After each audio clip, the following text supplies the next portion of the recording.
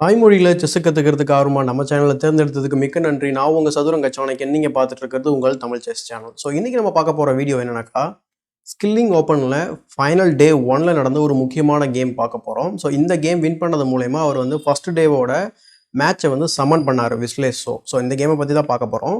So அடுத்த நாள் வந்து வெஸ்லேசோ வந்து லீட் பண்ணி வின் பண்ணிட்டார் ஆக்சுவலாக டோர்னமெண்ட்டு. பட் நிறைய கேம்ஸ் வந்து இதில் இன்ட்ரெஸ்டிங்கான கேம்ஸ் இருக்குது. ஸோ லைனாக தொடர்ந்து நம்ம ஒவ்வொரு கேமும் பார்க்கலாம். ஸோ இன்றைக்கி ஃபஸ்ட் டேயில் நடந்த ஒரு முக்கியமான கேம் பார்க்கலாம் வாங்க.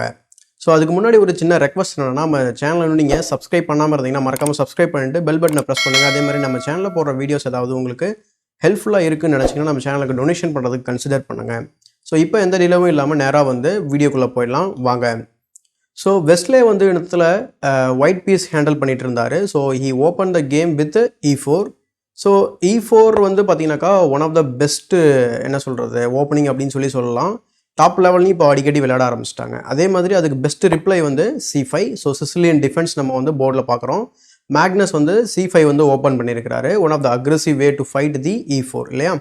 ஸோ நெக்ஸ்ட்டு வந்து பார்த்தீங்க அப்படின்னா night F3 developing move, night C6. இது வந்து ஒரு நார்மலான ஒரு சிசிலியன், அதாவது கிளாசிக்கல் சிசிலியன் சொல்லுவாங்க. இதில் வந்து ஓப்பன் லைன் நம்ம பார்க்குறோம். இதுக்கப்புறம் என்ன வேரியேஷன்ன்றதை பார்க்கலாம் நம்ம. So D4, night captures D4. அடுத்து வந்து பார்த்தீங்கன்னாக்கா C கேப்சர்ஸ் D4. அடுத்து வந்து பார்த்தீங்கன்னா நைட் கேப்சர்ஸ் D4. அடுத்து வந்து நைட் F6 வந்து டெவலப் பண்ணுறாரு அண்ட் E4 பானை அட்டாக் பண்ணுறாரு. இது வந்து இதுதான் வந்து ஒரு ப்ரோட்டோகால் மாதிரி, அதாவது இது கண்டிப்பாக விளையாடியே ஆகணும் அப்படின்ற மாதிரியான ஒரு மூவ் வந்து நைட் C3. எதனால் அப்படின்னாக்கா, இங்கே நைட் F6 நீங்கள் இமீடியட்டாக வந்து இன்சர்ட் பண்ணலை அப்படின்னா நீங்கள் C4 வந்து டீல் பண்ணுற மாதிரி இருக்கும். இங்கே மனாக்சி பைண்ட் ஃபார்ம் பண்ணிடுவாங்க D5 பாயிண்டில். ஸோ D5 தான் one of the weakest point for Sicilian player இல்லையா. ஸோ அந்த ரீசனால் கண்டிப்பாக இந்த இடத்துல நீங்கள் நைட் F6 வந்து ஆப் பண்ணுறது ரொம்ப நல்ல விஷயம். அது எந்த வேரியேஷன் நீங்கள் சூஸ் பண்ணாலும் சரி. So night C3. ஸோ அப்போ வந்து C4 நம்ம வந்து பிளாக் பண்ணிடுவாங்க. அந்த நைட் வந்து அந்த C4 பானை வந்து பிளாக் பண்ணிடுது. ஸோ அதனால் இந்த இடத்துல நீங்கள் நைட் C3 விளையாடியே ஆகணும். ஸோ அடுத்து வந்து பார்த்தீங்கன்னா E5 புஷ் பண்ணுறாரு. இது வந்து ஸ்வெஷ்னிகாவ் அப்படி இல்லைனா வந்து லாஸ்கர் பெல்லிக்கன், இந்த மாதிரி நிறைய பேர் இருக்குது. நம்ம ஸ்வெஷ்னிகான்னு வச்சுக்கலாம், ஏன்னா ஈஸியாக இருக்கும் உங்களுக்கு. இல்லைனா லாஸ்கர் இல்லை பெல்லிக்கன் எது வேணால் வச்சுக்கலாம் நீங்கள். இது வந்து ஒரு முக்கியமான ஒரு வேரியேஷன் ஆக்சுவலாக. ஸோ இந்த நைட்டை வந்து நம்ம B5 கொண்டு போகணும். ஐடியா என்னன்னா, நம்ம வந்து we are threatening to place the knight on D6. So வந்து இங்கே செக் கொடுப்போம். அப்போ நீங்கள் பிஷப் பேர் வந்து கிவ் அப் பண்ணுற மாதிரி இருக்கும். So most of the grandmasters வந்து பிஷப் பேர் வந்து விட்டு கொடுக்கறதுக்கு விரும்ப மாட்டாங்க. ஸோ அதனால் வந்து பானை வந்து D6 புஷ் பண்ணுறாரு கால்சனு. ஸோ நைட்டை வந்து திரும்ப வந்து கிக் பண்ணுவாங்க. அதுக்கு முன்னாடி ஒரு சின்ன வேரியேஷன் என்ன அப்படின்னா, இங்கே நைட் D5 வந்து ஒயிட் வந்து விளையாடுறாரு. ஸோ வந்து விளையாடுறாரு வெஸ்லேசோ. பட் நம்ம வந்து பிஷப் டு G5ம் ஐடியா இருக்குது. So bishop to G5 idea என்னன்னாக்கா, பிஷப் வந்து இங்கே கிவ் அப் பண்ணிவிட்டு ஒன்ஸ் அவர் வந்து பிஷப்பால் பிளாக் பண்ணியிருப்பார். நம்ம இங்கே பின் பண்ணும்போது ஃபார் எக்ஸாம்பிள் இந்த வேரியேஷன் எப்படி போகணும் பாருங்களா. இந்த மாதிரி பின் பண்ணுவார். நம்ம கேப்சர் பண்ணிவிட்டு அவர் வந்து பிஷப்பால் கேப்சர் பண்ணதுக்கப்புறம் நீங்கள் என்ன பண்ண போகிறீங்க, நைட் D5 வந்து இன்சர்ட் பண்ண போகிறீங்க. ஸோ இது வந்து ஒரு காமனான ஒரு வேரியேஷன் வச்சுக்கோங்களேன். ஸோ ஆனால் இங்கே கேமில் நம்ம பார்த்தது வந்து என்னன்னாக்கா, டேரெக்டாக வந்து அவர் என்ன பண்ணுறாரு, நைட் D5 வந்து சூஸ் பண்ணுறாரு. இங்கே நிறைய பேர் என்ன நினைப்பாங்க, E4 பான் வந்து ஹேங்கிங்கில் இருக்குன்னு நினைப்பாங்க. பட் நம்மளுடைய B5ல இருக்க நைட் ஆல்ரெடி C7 வந்து ஒரு டைம் அட்டாக் பண்ணிட்டு இருக்கு. ஸோ செகண்ட் டைம் வந்து we are attacking the same square with another knight. So suppose if you capture the E4 pawn then it is a fork இல்லையா. So இந்த மாதிரி ஈஸியாக வந்து எக்ஸ்சேஞ்ச் வின் பண்ணிடுவார். அண்ட் கிராண்ட் மாஸ்டர்ஸ் லெவலில் இதுவே வந்து ஒரு வின்னிங் பொசிஷன் தான் நான் சொல்லுவேன். ஸோ இந்த மாதிரி ஒரு வேரியேஷன்களை போகலை. அதனால் அவர் என்ன பண்ணுறாரு, ஃபஸ்ட்டு வந்து he has to defend the C7 இல்லையா. அதனால் வந்து நைட்டையே கேப்சர் பண்ணிடுறாரு. Knight captures D5 and then pawn captures D5 and then knight goes to home. So கரெக்டாக வந்து வீட்டுக்கு எங்கே இருந்தாரோ அங்கேயே வந்து போயிட்டாரு. ஸோ இப்போ இந்த பொசிஷனை வந்து நீங்கள் இமேஜின் பண்ணி, அதாவது இந்த பொசிஷனில் தான் கேமே ஸ்டார்ட் ஆகிருக்குன்னு நினச்சிக்கோங்க. அப்போ யார் வந்து இந்த இதில் பொசிஷனில் வந்து அட்வான்டேஜ் கெயின் பண்ணியிருக்காங்க. ஃபார் எக்ஸாம்பிள் இவருக்கு வந்து பார்த்தீங்கன்னா இந்த பிஷப் பிளாக் ஆயிருக்கு. அடுத்து லைட் ஸ்கொயர் பிஷப்போட டயகனல் ஓப்பன் ஆயிருக்கு. பட் குயினோட டயகனலும் வந்து கண்ட்ரோலில் தான் இருக்குது, ஒன்றும் பிரச்சனை இல்லை. ஸோ இவரோட பிஷப் ஓப்பனில் இருக்குது. ஒரு பீஸ் டெவலப் பண்ணியிருக்காரு. ஒரு பானை வந்து உள்ளே புஷ் பண்ணியிருக்காரு. இவர் வந்து 2 பானை வந்து சென்டரில் பிளேஸ் பண்ணியிருக்காரு. ஸோ அந்த 2 பான் தவிர வேறு எதுவுமே அவருக்கு இருக்கிற அட்வான்டேஜாக தெரியல எனக்கு கால்சனுக்கு. எதுக்காக சொல்ல வரேன் அப்படின்னா, இப்போ வந்து ஒரு சிசிலியன் பிளேயர் எப்போவுமே வந்து பார்த்தீங்கன்னா கொஞ்சம் டெவலப்மெண்ட்டில் பின்னாடி இருப்பாங்க. இப்போது இந்த மாதிரியான ஒரு வேரியேஷன் சூஸ் பண்ணோம்னா ரொம்பவே வந்து லேக் பண்ணுறாரு சிசிலியன் இந்த வேரியேஷனுக்குள்ளே போயிட்டு. ஸோ இங்கே வந்து ஒரு சூப்பரான ஒரு வேரியேஷன் வந்து வெஸ்லே சூஸ் பண்ணுறாரு. அதுதான் வந்து queen to F3. So queen to F3யோட ஐடியா என்னன்னாக்கா, எப்படியும் நம்ம இந்த நைட்டை வந்து கிக் பண்ணுவாங்க. அதை வந்து ஓட வைக்கிறதுக்கு நம்ம வந்து இந்த மாதிரி A6 வந்து என்ன சொல்கிறது புஷ் பண்ணும்போது அந்த நைட்டை வந்து நீங்கள் மூவ் பண்ண வேண்டிய அவசியம் இல்லை. அதுக்கு பதில் நம்ம வந்து இந்த மாதிரி குயின் டு A3 விளையாடலாம்.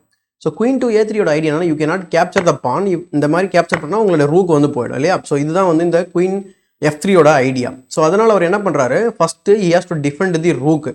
ஸோ அப்படி ரூக்கு நம்ம டிஃபெண்ட் பண்ணணும் அப்படின்னாக்கா நீங்கள் என்ன பண்ணணும், ஒன்று நீங்கள் நைட் டெவலப் பண்ணணும், அப்படின்னா பிஷப்பால் ஃபேன் ஷேடோ பண்ணி டிஃபெண்ட் பண்ணுவீங்க. நைட்டையும் நீங்கள் டெவலப் பண்ண முடியும். ஃபார் எக்ஸாம்பிள் இப்படி நைட்டை நீங்கள் டெவலப் பண்ணிங்கன்னா இங்கே யுவர் என்ன சொல்கிறது D6 பான் இஸ் லாஸ்ட். அது இல்லாமல் உங்களுக்கு கேஸ்லிங் ரைட்ஸ் போயிடும்.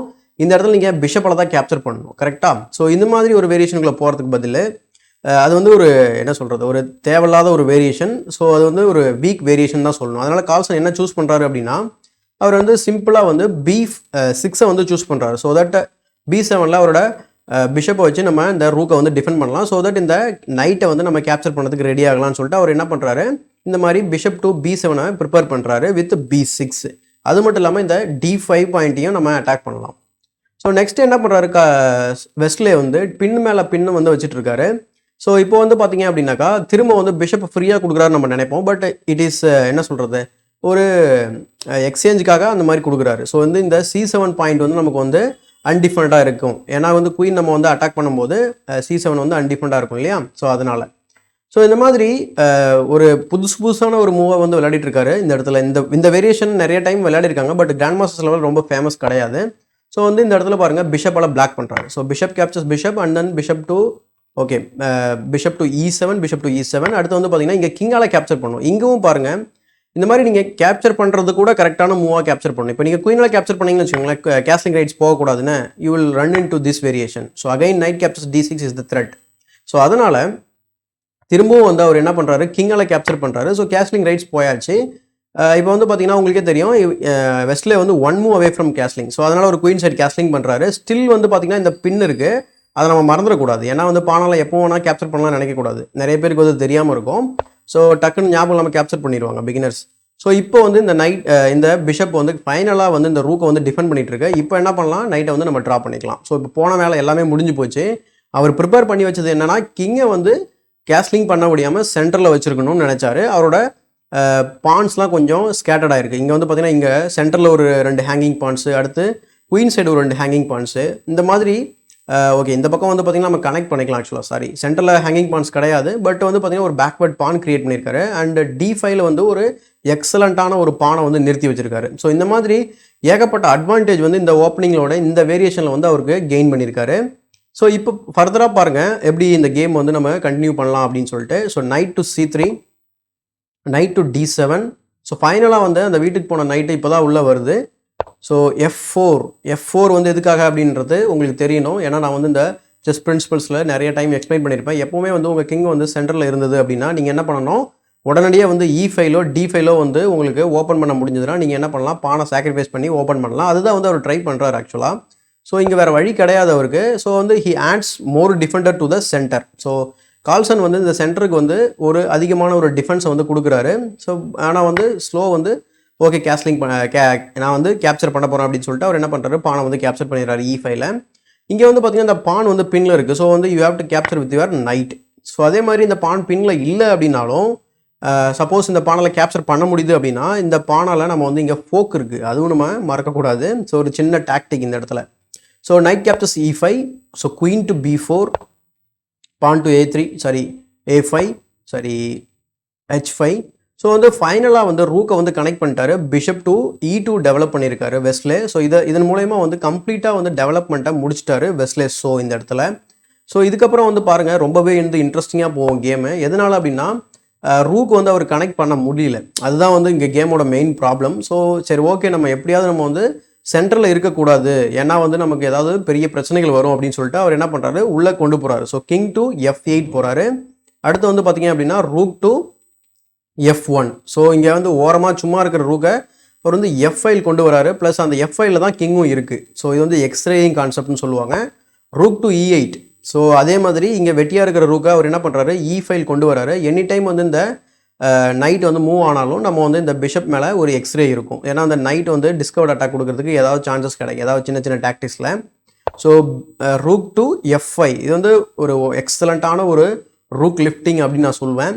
எதனால் அப்படின்னு கேட்டிங்கன்னு வச்சுக்கோங்களேன், ஆல்ரெடி வந்து பிளாக் வந்து ட்ரெமெண்டஸ் ப்ரெஷரில் இருக்காருன்னு தான் சொல்லணும். ஏன்னா இந்த பானை டிஃபெண்ட் பண்ணணும். You cannot play moves like G6. ஏன்னா வந்து கிங் சைட் ஃபுல்லாக டார்க் ஸ்கொயர் ஃபுல்லாக கம்ப்ளீட்டாக வீக் ஆகிடும்.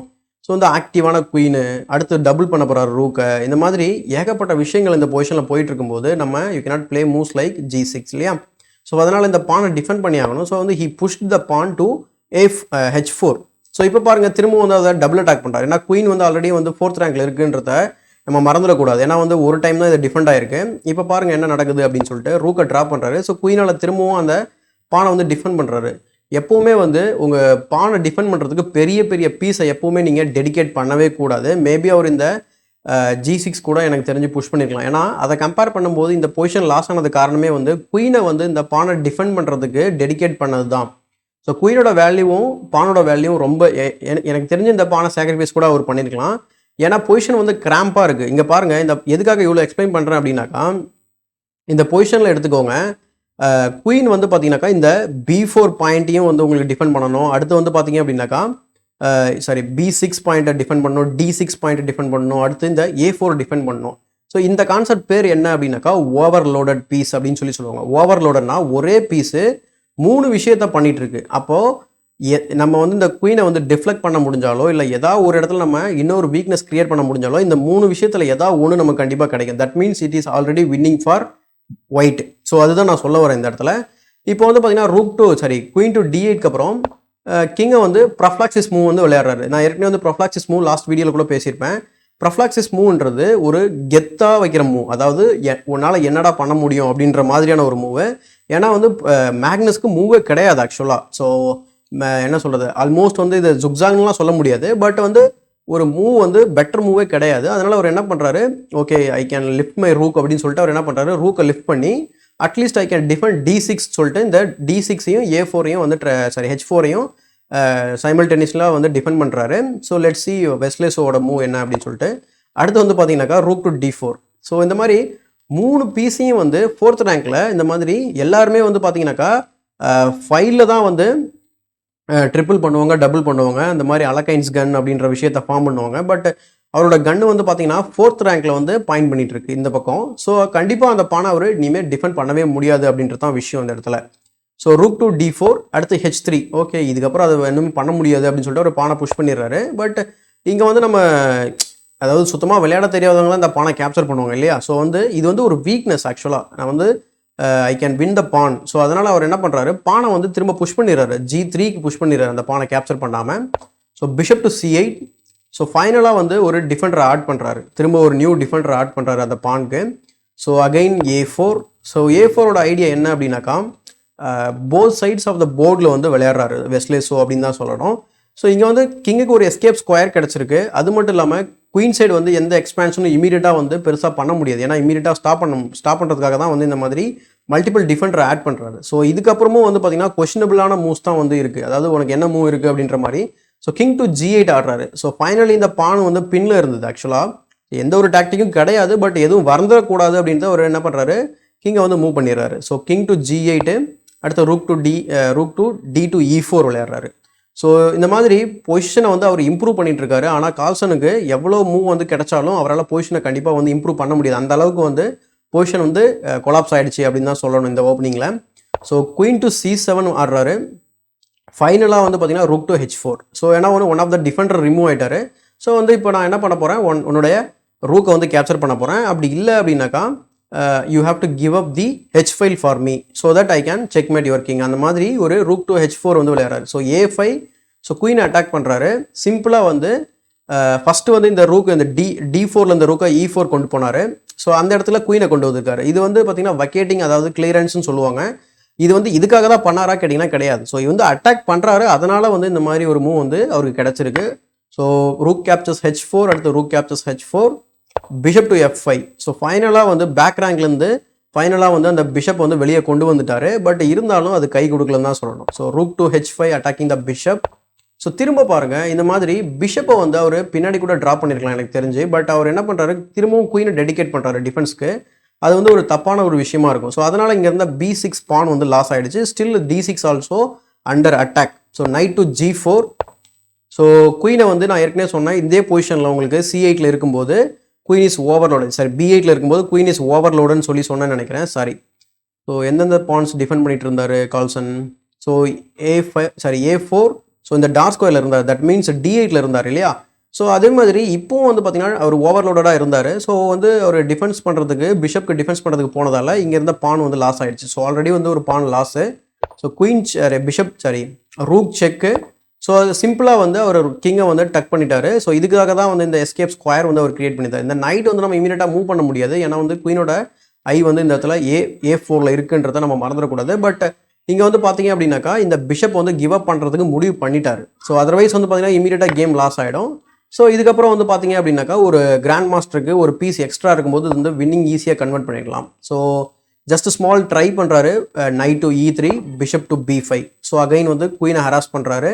So after queen to E7 கேமை வந்து ரிசைன் பண்ணிடுறாரு. ஏன் ரிசைன் பண்ணுறாரு அப்படின்றத நீங்கள் தெரிஞ்சுக்கணும் அப்படின்னா சிம்பிளான விஷயம் என்ன அப்படின்னாக்கா உங்களுக்கு இது வந்து இமேஜின் தான் நீங்கள் பண்ணணும். நான் சொல்கிற விஷயத்த இந்த லைட்ஸ் இந்த பான்ஸ் எல்லாமே நீங்கள் கவுண்ட் பண்ணிக்கோங்க. இந்த பான்ஸ் எல்லாமே இருக்கும். அடுத்து இந்த ரூக் எக்ஸ்சேஞ்ச் பண்ணிடுவார். அடுத்து வந்து பார்த்தீங்கன்னா இந்த நைட்டுக்கு இந்த நைட்டு, அடுத்து குயின் டு குயின். ஸோ அது வந்து இமேஜின் பண்ணி பார்த்தீங்கன்னா உங்களுக்கே தெரியும். So bishop versus 1 2 3 4 5. ஸோ இந்த 5 பாயிண்ட்ஸு அதுவும் பார்த்தீங்கன்னாக்கா லைட் ஸ்கொயரில் இருக்க பானை வந்து ஈஸியாக வின் பண்ணிடலாம் என் கேமில். ஸோ இது வந்து கம்ப்ளீட்லி வின்னிங் என் கேம் அப்படின்றதுனால மேக்னஸ் வந்து டைம் வேஸ்ட் பண்ணாமல் ரிசைன் பண்ணிட்டாரு. ஸோ இந்த கேமை பற்றி நீங்கள் என்ன நினைக்கிறீங்க அப்படின்றத கமெண்ட் செக்ஷனில் பதிவு பண்ணுங்கள்.